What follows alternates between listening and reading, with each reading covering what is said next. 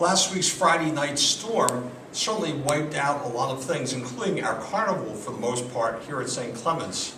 But fortunately, we did not have much other damage or lose power. Many people certainly in our area lost both and experienced much damage. Did we also all learn a new word? Odoratia, or something like that, is what such a storm is called. Something that's spread out over potentially hundreds of miles and comes through so fast. And I also read it's not really that unusual, even here in Maryland, though most of us have never experienced something like that. Many in our area certainly are still recovering, and our thoughts are with them. Time and again, don't we get these messages in a way from nature that remind us that it's hard to be prepared for everything? It reminds us of that line of scripture, the one from the gospel where Jesus says, "The wise man built his house on solid rock." But it's not always easy to find such a solid rock on which to build.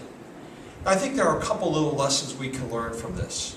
One is that we humans, as much as we might like to have things in control, can't control everything. And we realize that the forces of nature are really awesome in their power. Sometimes we say, well, why would God do this? And that's not what we're suggesting. I don't think God would be sitting around saying, well, they've been sinning, so let's send rain for the weekend. Rather, the forces of nature unfold, as they always have since they were created. But sometimes you and I are there and we experience them, and we wonder what we could do. And so doesn't it come back to we're trying to control. We want to be in a perfectly safe place, and that's hard to be. So it sort of humbles us. And sometimes we don't always like being humbled. The second part of this is that we are reminded that storms of life come our way. We can't control everything.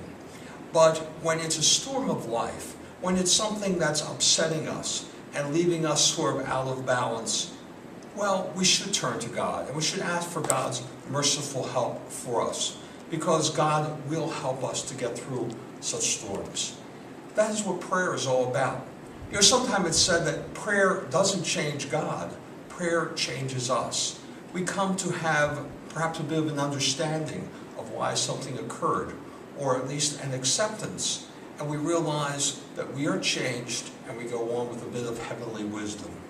Yes, you and I would like to be able to control all of the events of life, but that's not how life is.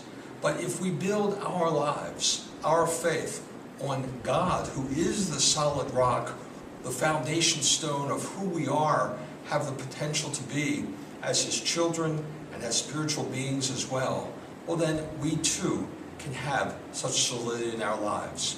We certainly offer prayers for those who are suffering from the storms here and from all kind of natural events that really upset life, and sometimes mean a terrible loss of life and property for individuals. We unite with them in prayer and hope they can find peace once again. In the meantime, let us trust in God, who is our rock. He is the one who is the foundation of who we are as disciples. He is the source of our faith. This is Father Donald at St. Clement Church in Rosedale. May the Lord's peace be yours.